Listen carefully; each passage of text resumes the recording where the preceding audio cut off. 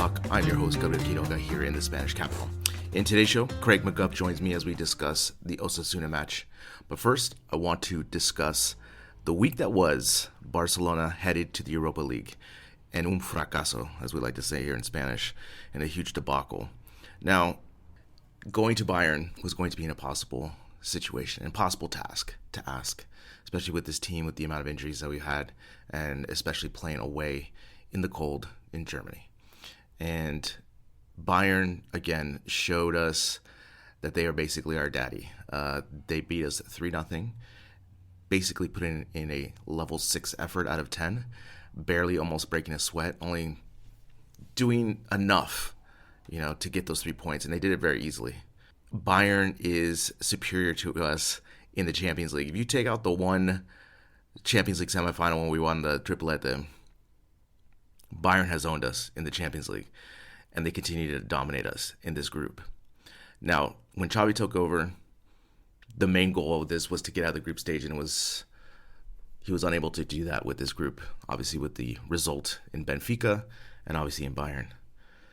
But I'm not so much upset or disappointed about this Europa League because, again, it's a tough season, young nucleus, it's very unpredictable, so these things were going to happen, I think. But for me, it starts at the beginning of the season with Laporta. Laporta, his plan right now, to me, has been kind of throwing paint at the wall.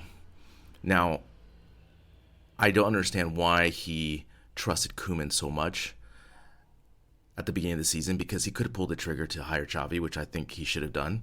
I understand the money implications, but for me, I think giving Xavi the full preseason, selecting some of the players in the transfer market that we could have gotten. For example, I think Xavi wouldn't have selected Luc de Jong, for example. And I think Xavi would have had a better overall view of what the team needed. And also, leading up to this, I think obviously the team would have been better prepared for the beginning of the season, and they would have had a better first step forward in the Champions League.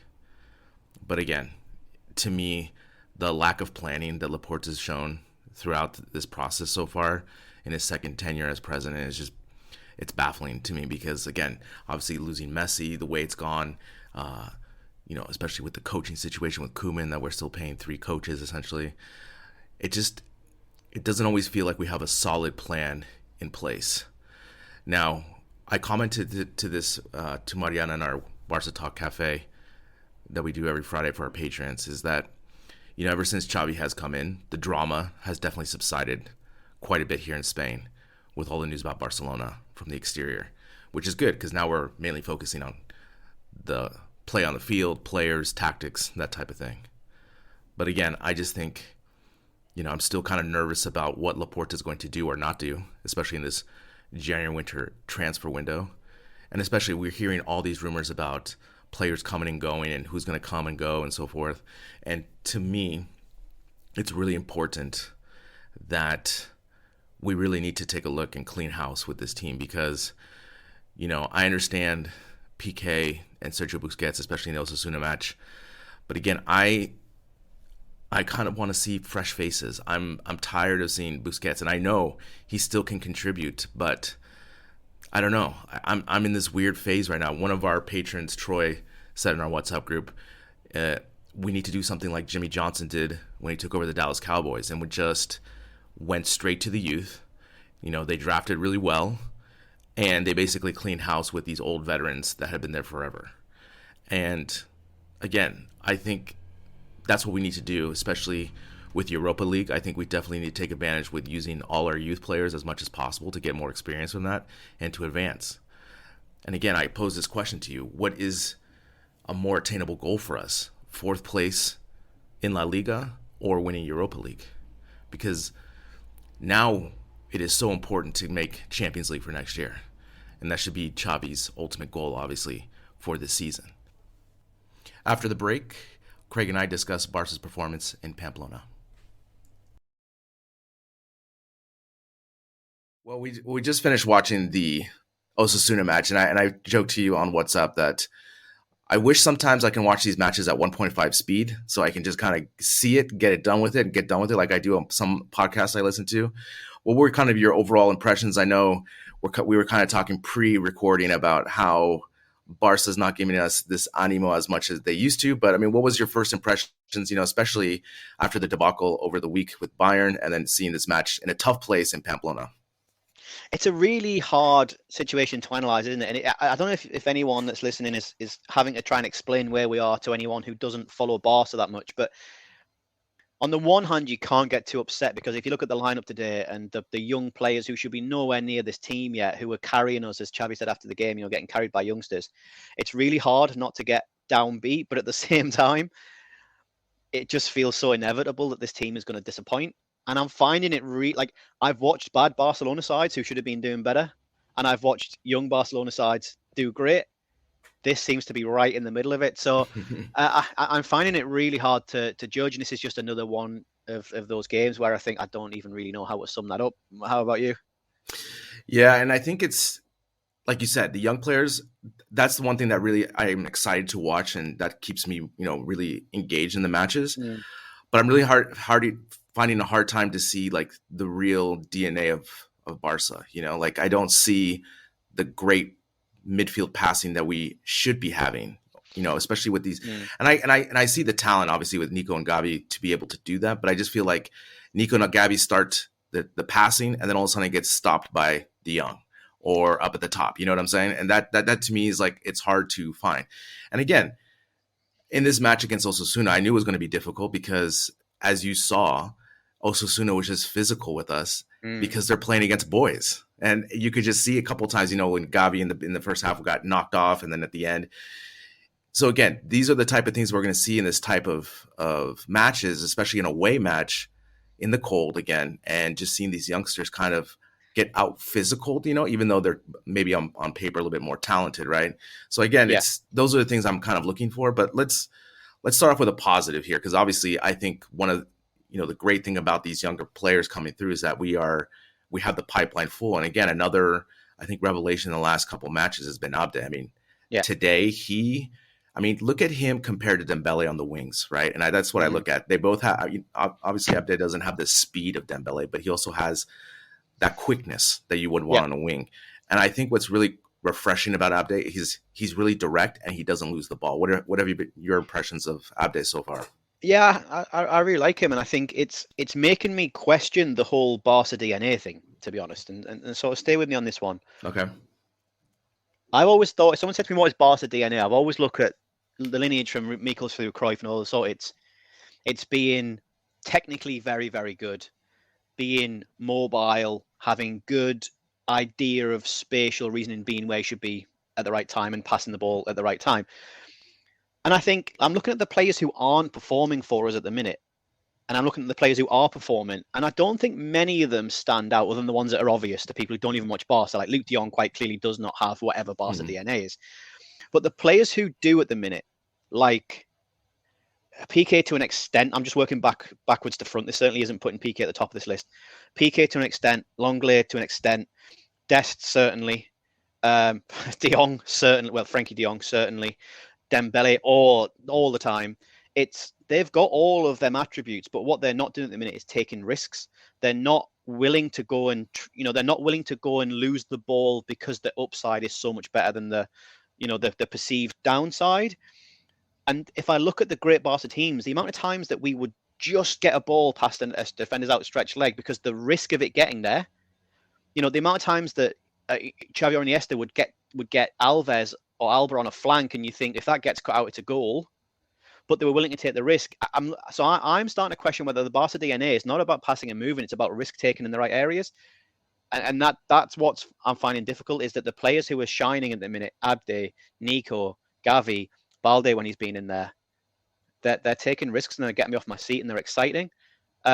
It's a really weird scenario that these kids genuinely could rescue a club of the size of ours compared to the players and the salaries and the names that they're carrying. It's insane, really.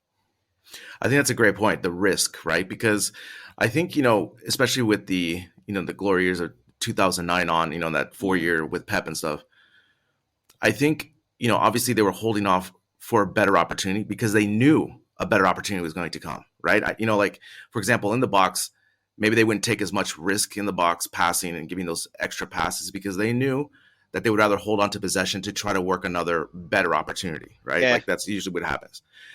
But now with this team now, I don't know if they know that they're going to have more opportunities. So you have to kind of just take those risks and opportunities. Like, for example, on the counter today that Abde started, gives the ball to Luke de Jong.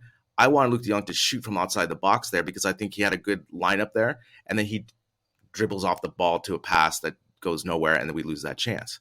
Well, it's a great shout. And I mean, look at the one example that was in my head when I was watching the game was Belletti's second goal in Paris. Belletti, who was arguably, other than the keepers, and you can maybe put Valdez ahead of him, one of the people you'd least like to want to be taking a shot at that time of the match. Not very mobile at the time, but Belletti saw the risk of running into coverage. It was 2 against 1, maybe 3 against 1, and he beats the keeper at the near post because the risk of him doing that was because the defenders had been drawn in. If the keeper parries it back in the box, he gets a shot. If that gets turned over, we've got our least mobile fullback with the entirety of the pitch against Thierry Henry to cover.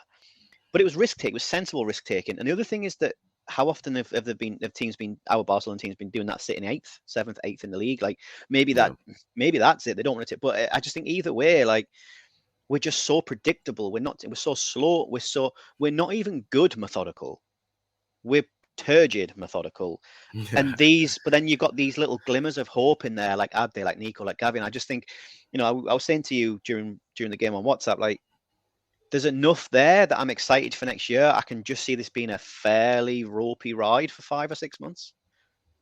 I mean, that's a good point. I mean, that's the thing, right? Like I was telling my friend the other day when we were watching Bayern and another match, I said, Barca just needs to take their counters and just take it to the house, right? Because everyone knows that Barca is not going to do that, right? They know that they're going to slow it down to bring everyone into play. And to me, especially when I watch the Premier League with, like, let's say if I'm taking a team like, I don't know, a mid-table team that's playing a giant, they're going to take their chances on counters as much as they can because they know they're not going to have that many chances. And that's kind of the mentality we have to think right now, especially with Memphis going to be gone for a month, lacking the goal scorer that we normally do have.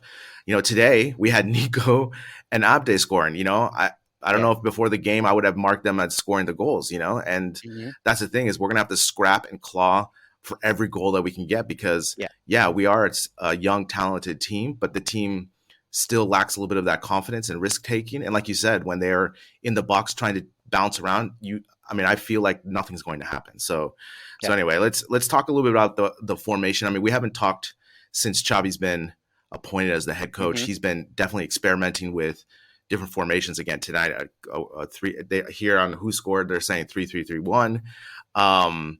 Again, I don't know if the 3-back system is our best system right now. What are your kind of overall thoughts about Xavi's experimental formations, especially more on the back? I don't, the midfield and the forwards. I'm more concerned about the defense because again, there were 2 moments in this match where we had the lead and we gave them up. Yeah, I feel like, honestly, I feel like he's on a bit of a hide into nothing no matter what he does because you can't play 4 or 5 at the back if you've got no fullbacks. You can't go and build around your midfield if you can't trust the linchpin of that I say historically, but over the last season or 2 in Frankie de Jong. We don't have a focal threat up front, so how do you set up top? I think Xavi is legitimately, which is surely the worst thing you do. I'm not a football manager, never have been a football manager, but surely the worst thing you would want to be doing as a football manager is going literally game to game. It's like, it's like earning a living. You don't want to live month to month or week to week. It's horrible. Yeah. You want at least a little bit of freedom and planning, and I feel like that's what he's having to do. So I think it's we could either call it experimental or we could call it completely reactionary to the players he has fit and the perceived form of whoever's in there. Like, surely if he could, he'd be taking de Jong out there. But what do you do with the midfield? Yeah. I'm guessing he didn't want to be putting Umtiti in today. You probably don't want to be having Mingueza going in as your replacement sub in a back 3. I'm guessing. So I feel like Xavi's probably not experimenting to try and find the golden ticket. He's probably just trying to get through each game as it comes. Sure. And have you been? Well, I know a lot of people want to bash on Umtiti. I mean, but I still have a soft spot for him because he was so effing great, like when he was. To your point, though, I'll clarify my point a little bit because I agree with you. To my point, it's not about Umtiti as a player; it's about Umtiti who hasn't played. 90 minutes, 45 minutes, whatever. Like the last thing you want to be doing is putting an potentially not unfit, because no one should be unfit if they're in squad, Sure. but a ring rusty player into a formation that no one's mega comfortable with. And surely he doesn't want to be doing that. You'd rather be playing the same team minus one change every week in the same formation, I mean, that's the thing, right? He's basically changed the lineup every match because he's trying to find a consistent 11, and also, just trying to find a system that's going to work for this team going forward, just to get two good performances in a row. I mean, we can't even say that, obviously, he hasn't been as bad as Koeman with the decision making. I think he's been definitely has more vision about what he wants to do. But again, like I was thinking about this while watching the match. I mean, it's a Frankenstein of a roster. You know what I'm saying? Like, you have a player, let's say like Memphis. I don't know if I want to put him in a 4-3-3 system. I feel like he's more a 4-4-2 type of player. I don't know. Like, you have all these bits and bops of players that could be great in this system, but then you have two players that aren't, and so you can't use that system. And so I think Xavi's trying to do the best with what he can do, but I'm pretty okay with that. And I think Umtiti, he had some plays at the beginning that were kind of like, oh God, Umtiti, what are you doing? But then he played himself into the match where he was fine. Yeah. Again, my whole thing is like, I don't know if we should just go 4 back or 3 back and how that all fits out. And because again, we've seen 3. We continue to give up goals, and I don't know if what's better. The problem you have though is that think of a formation, and if I was going to be obtuse about it, every formation you roll out, I would say, okay, with who, and you'd struggle. Yeah. That's the problem Xavi has, and and this isn't news. Like, this also isn't really. I'm not being negative here. I'm just being realistic about it. Is that we need to get through this season with damage limitation and start to rebuild. Like, I think anyone who thought that the problem lay entirely at Koeman's door was probably being massively naive. Like, Koeman definitely could have done more. He certainly wasn't the person to take this team forward, but I don't think he was the single person holding us back. And I think, anyone that thought Xavi would come in and all of a sudden you'd start to see, 82% possession and us winning 3-0 every game, it's just mistaken. And I think I'd love to sit down with Xavi and say, what's the aim here? Is it to blood youngsters? Is it to just avoid catastrophes? Is it to try and win? If you look at Osasuna, every year that we've been successful, Osasuna will be one of those grounds, the same as Sociedad until they did it up, which is slightly less soft, it's slightly softer ground to go to now. You'd look at Vigo going there if it's raining, horrendous. Osasuna was definitely one of those games where you'd look at Pamplona on the calendar and think, oh, here we go again. We're gonna get. They're great at what they do. I've got a lot of respect for them, but they're gonna. They're a nicer version of Getafe. They're going to kick us. They're going to be physical. They do it well. They do it within the realms of the game almost all the time. So, any other season, you're probably looking at this game and saying, "Wow, we move on." We're just not in that luxurious position of being sitting first or second. It's a very typical Osasuna game in many ways. Yeah. No, definitely. Because, before the match here, they were showing the last 3 times that Barca played at Osasuna, and they were basically all losses, all the same type of match. Even when we were in the glory years, we still struggled there. So it's always going to be a tough place to play. Now let's go through some of the goals because, those are obviously some of the positive things. We had the lead twice, and unfortunately we didn't escape with the 3 points. But let's go with the first goal by Nico. It's his first goal for Barca. Just a really nice setup play with De Jong and Nico just going through up the middle. And I kind of tweeted this out. I said, wow, it's amazing what happens when you go vertical and overlap. Like, things happen. And what was your kind of impression of this goal with Nico? I mean, Nico's becoming one of my favorite youngsters, just the way he's handles himself and the way he kind of is a little bit, is on the line of losing a little bit of the like the mental game. I feel like he can get a yellow card in 2 seconds. Like, that's the type of player. So what do you think about the first goal by Barca? Yeah, I thought it was good. It was a nice goal. Great for Nico to get it. Definitely one particularly sentimental person when it comes to who gets my goals, minus if anyone's chasing a record. But it's always nice when someone who's grafting gets something in return. So it's nice to see him come up. It was a good goal. But we're going to come on to this in a second. But it's never a goal, and you think, right, that's it. 10 minutes now, we'll be camped in, and So yeah, great to see him get it. If he can maintain the contribution across the areas that he's given us, he'll be a superstar. But if you can get goals on a semi-consistent basis, he'll be like gold dust for us. Yeah, that's a good point. And then literally 2 minutes later, Osasuna ties the match on a dead ball. And again, it's I put this into the WhatsApp group. We have too many mental lapses, but now I'm starting to just think that our team is just mentally inept, because we have too many. It's one thing that I think we still have the romanticism of, that's one of the things I think made Barcelona so great in their golden era was they didn't make mental mistakes. There was very few mental lapses in each match, and that's what helped win so many matches in their consistency. And now I just think this team is just not as mentally strong, and we just have these lapses all the time. Because again, that to me, the goal by Osasuna was a professional header. It was such a nice header. Like that's what you teach if you're like coaching, like you just jump up, hit, flick, perfect angle and everything. But again, it was just marking was lost in the fold. And again, it's just lapsed again. And 2 minutes later, Osasuna ties the match.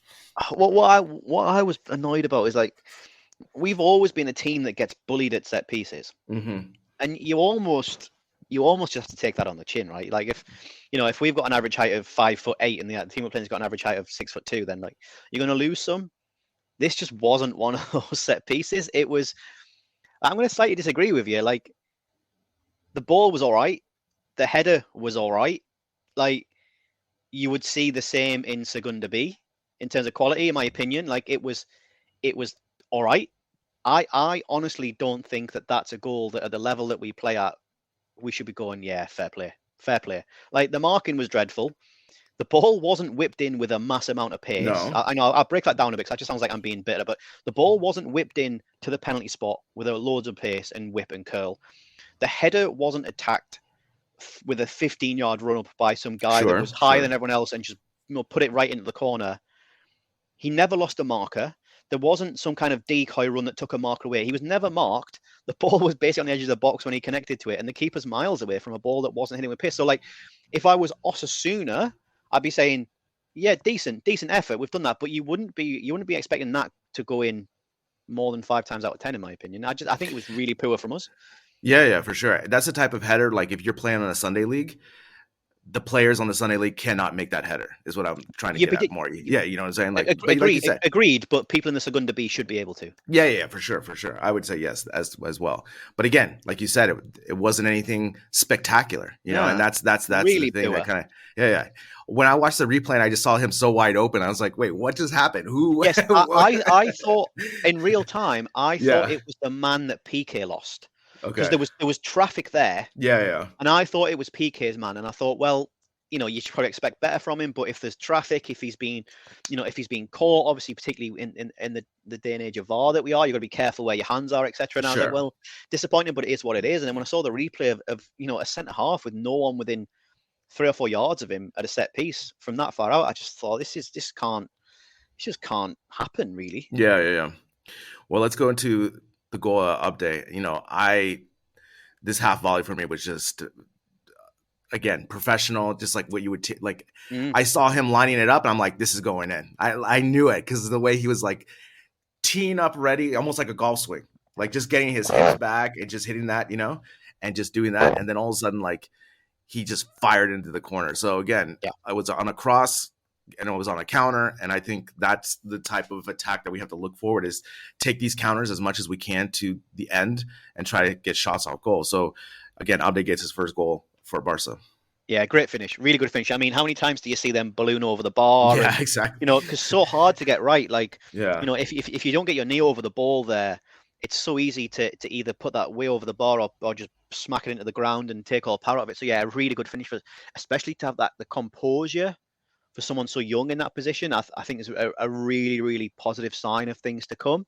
I think the Dembele cross really interested me because in real time, I don't know what you were watching it on. I was watching it on. I'm guessing there's a similar feed in the UK and the US, but obviously you're in Spain, so I don't know who you were watching commentate. But I was watching Graham Hunter on it, and he was full of praise for Dembele's run and cross, and I was thinking maybe this is maybe this is just where my mind is. But I was like, it wasn't that good. Like, yeah, he beats the man, but he should beat the man. Like that was like it got flicked by the defender at the near post. So I think the finish was amazing. Yeah. But I guess I'm just trying to get my dig into Dembele in case we don't get to him. Like I just don't understand what's happening with that kid. Like even getting the we're gonna get to him. He's the next point. He's the next point. But no, I get it. I mean, I think it's one of those things is when you watch him, especially in that play, like he does 98% of the awesome work, and then the cross is like but it got the job done. So it's kind of like you just. Sure, it worked. It wasn't anything spectacular, but it was more about the movement before for him to break free and then kind of just get that pass. But again, let's just go to the second goal and then we'll go into Dembele. Okay, so the second goal by Osasuna, again, to me, that's just bad luck. It was a good hit by Chimmy. It was going through traffic and he hit it hard enough that you knew it was going to deflect and give Ter Stegen problems. So to me, that's just, again, defender. But again, these players, especially these young players, have to learn now how to protect the lead and when to take risk in those chances and to play possession. And I think that's what we're still lacking, especially in the last 10 minutes, because when we scored that and I look at the clock, I'm like, there's still too much time for Osasuna to do something, right? To throw the kitchen sink. And that's ultimately what happened. But again, if you were to tell me before this match, let's say on Friday, that we were going to go to the Osasuna and get a point, I'd be okay with that. So I guess it's just more about that we had the lead twice and you kind of, you had those opportunities. All right, it's time.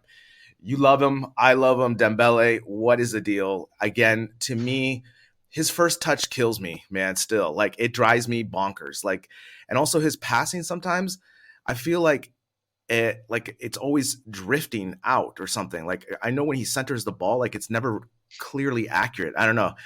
But we need him. And the thing is, when he went down with injury today, I was just like, oh, my God, that's all we need. But it looks like it was just cramps. So, but we have to use him. You know, this is Not me. The greatest way of spreading Christmas cheer is getting Dembele on the bench as quick as we can. No, for me, honestly, right? I don't know post-Brexit if I'm allowed to drive in Europe anymore. I used to be able to. Don't know if I am. I'm a bit skint, so I probably can't afford the petrol. I don't really like driving. However, there's rumours that Man City might be interested. If that's the case, I'm going to get in my car. I'm going to drive to Barcelona. I'm going to bring him back. He can stay in my spare room. I'm only a couple of hours away from Manchester. He can stay in my spare room. And they can have him. He is utterly counterproductive right now. I'm sorry. Like, if you aren't going to bring the performance, there's like a triangle in my head. You've got performance, you've got the noise around you, and you've got your salary. Okay. If you're Dani Alves and you come in and you perform all right, you're apparently playing for as close to free as you can possibly play. Sure. But you turn up wearing flip-flops in winter. I can handle that. If you're Dani Alves and you come up and you don't have the circus you used to have, your salary's nothing, you don't perform well, I can handle that. Dembele is losing all three arguments to me. He's not performing, he costs us a fortune, and he's an absolute distraction. Like, yeah, I don't think we need him. Would you rather at the minute, let's assume, and I know assumption kills this argument very quickly, right? Let's assume Fatty's fit. Okay. Would you rather have Fatty on one wing, Abde on the other, and the money from Dembele's salary in the bank every month, or Dembele on the pitch? There is very few players right now that in a one-to-one scenario I would put over Dembele. He's a distraction. He's too expensive. He's unreliable. He's unreliable in terms of getting on the pitch. When he's on the pitch, you don't know what he's going to do. Like, natural talent isn't enough. If natural talent was enough, Robinho would have had 56 Ballon d'Ors. Like, I would really, really, really, really love to wake up on the 1st of January 2022 and see him stood outside the Etihad in the snow, freezing, wondering what he's done. So you don't want to resign him? Is that what you're telling me? Absolutely not. I would question re-signing Dembele more than anything this current board could do, up to and including whatever they do with sponsorships within reason, whatever they do in terms of flying us around the world to playing games within reason. You know, in the terms of the realms of like logical things that may happen, would I rather we start playing in the Coca-Cola arena or re-sign Dembele in terms of my trust in this board? Rename the stadium. I don't care. I can see the logic behind that. I see no logic in re-signing Dembele. He winds me up so much. I can see that. I think, you know, one of the things that's hard for me to let go is the pure speed. And I know I cannot get out of my mind, because as you were giving me these arguments, I cannot disagree with it. And I do not want to resign him. You have to, like, if you're going to resign him, you gotta give him half the salary he's been earning, because obviously the amount of games. But again, if we look at it honestly, in the last matches that he's played, he has no goals, right? And so that's the thing, right? Like, that is his job, is to score goals. And if you're asking me Fati and Abde, I would rather take that and the money in the bank, because Fati scores goals. Like, that's the thing, right? He converts.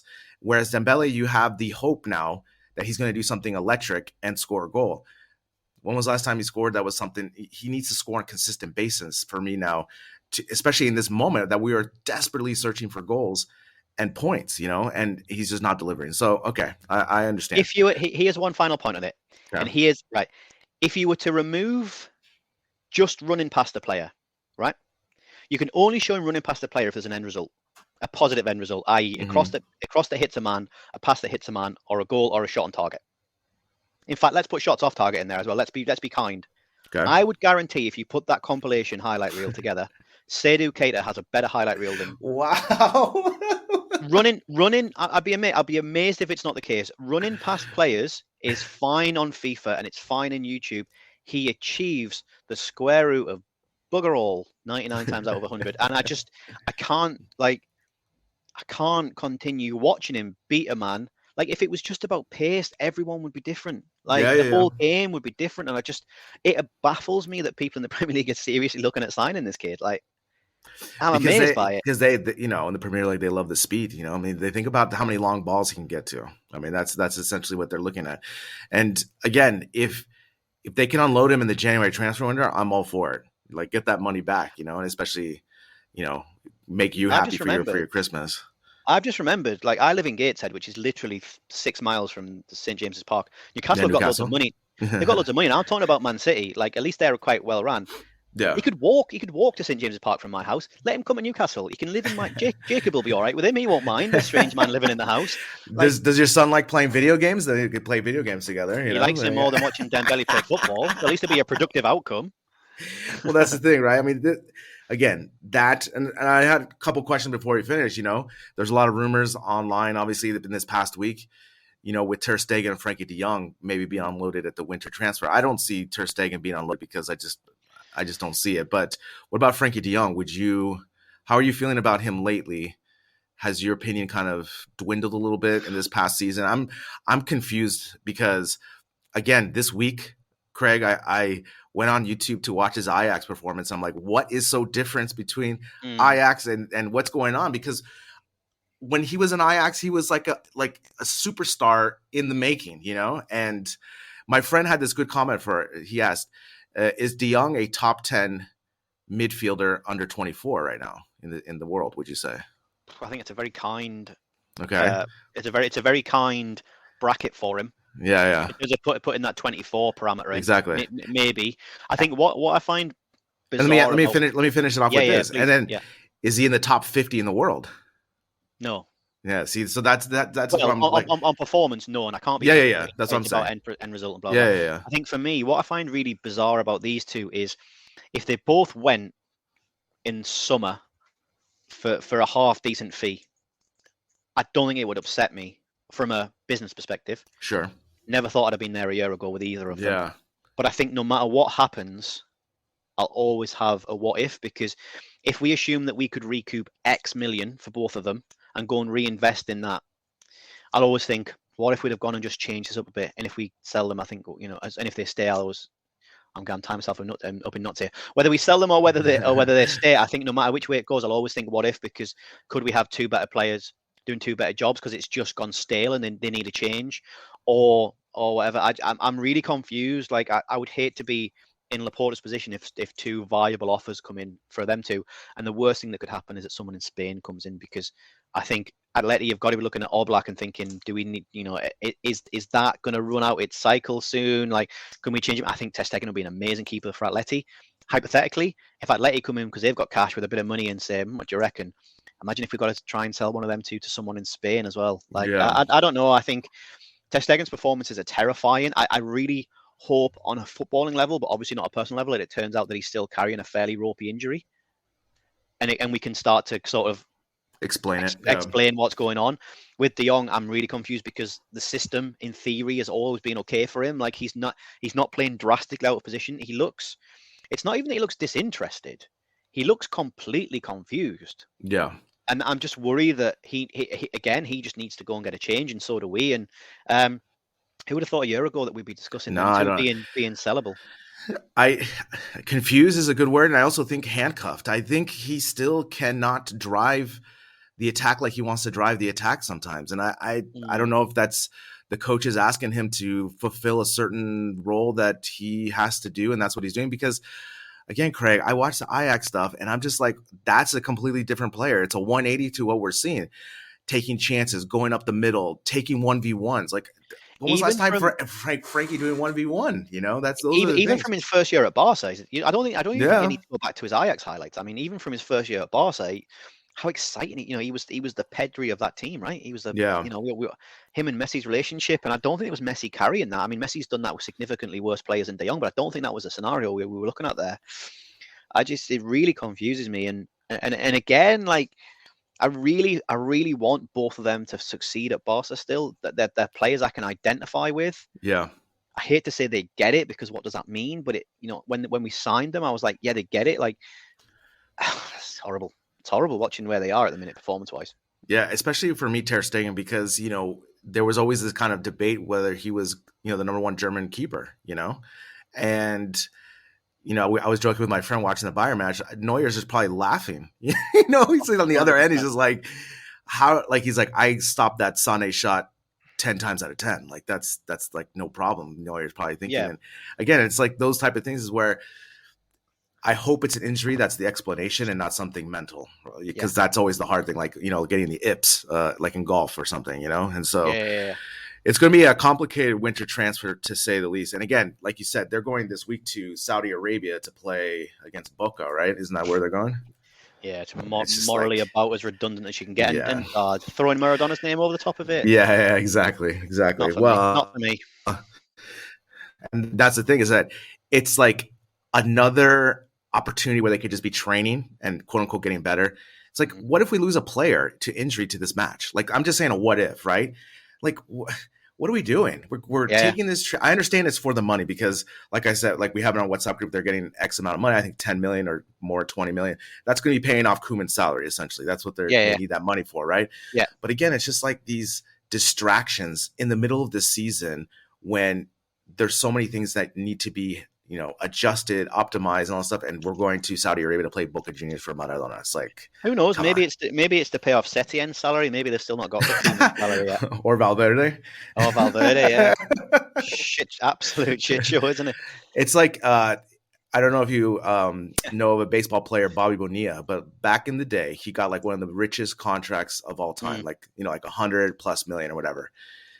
The Mets, he hasn't played for the Mets since like 2003, and they're still paying his salary because at the time they like backloaded it, and so I feel like that's what we're doing with these coaches right now, because we still haven't been able to recoup and just pay them off finally. Valverde, Setien, Koeman, hombre. So it's a thing. Well, the next match is next Saturday against Elche at home at the Camp Nou. Basically, one more game before we close in the winter session, and so we'll see how we do. Again, we're dwindling right now between 7th and 9th place right now. We'll see how it does the Madrid derbies tonight. And I got to be honest, Craig, before we sign off, is, I think Real Madrid are going to run away with La Liga this year, because they're scoring goals at a clip right now that no one can really compete. And for all my gripes of Toni Kroos, he's actually having a good season this year. I mean, I'm still baffled by this guy. But, Ancelotti has been able to put together a team and just get these points. Again, they have no drama with this team right now. The only drama here in Spain is always Barca right now. And again, they qualified for the Champions, and so did Atleti, and so did Villarreal. I mean, that's just it. I mean, if Benzema can stay out of jail, right, then he's it's drama free. But just look at it. You got my thoughts on Benzema. Like, Vinicius is coming good. Wow, that was a lot of S's in that. That was an unfortunate study on Vinicius and is. They've got players that are performing slightly above where they should be, but they've just got consistency, and that's the biggest thing we're lacking, isn't it? Without going on the houses, is that we can't get consistency from the players that you need to be consistent in this place. If we could get some consistency from the names that we're mentioning that are over 25. And those players that are under 25 were giving us the performances they are, we'd be sat fourth doing all right, knowing that we could get it around. So and maybe we'll get there after the break. Maybe what we need is a couple of weeks off and press the reset and bring a body in.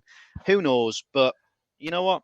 It is what it is. I don't know if the meme that done the rounds at Anfield, where that fella just wistfully looks at the crest and gives it a kiss and a pat. And that's kind of where I am. It's like, obviously we're all going nowhere. We all want the best. Let's just get through it. It's like going to visit an auntie that you don't really like, but you need to get the will. You need to get the will at the end of the day. So you go and you think, right, it's 2 hours and I'll be all right.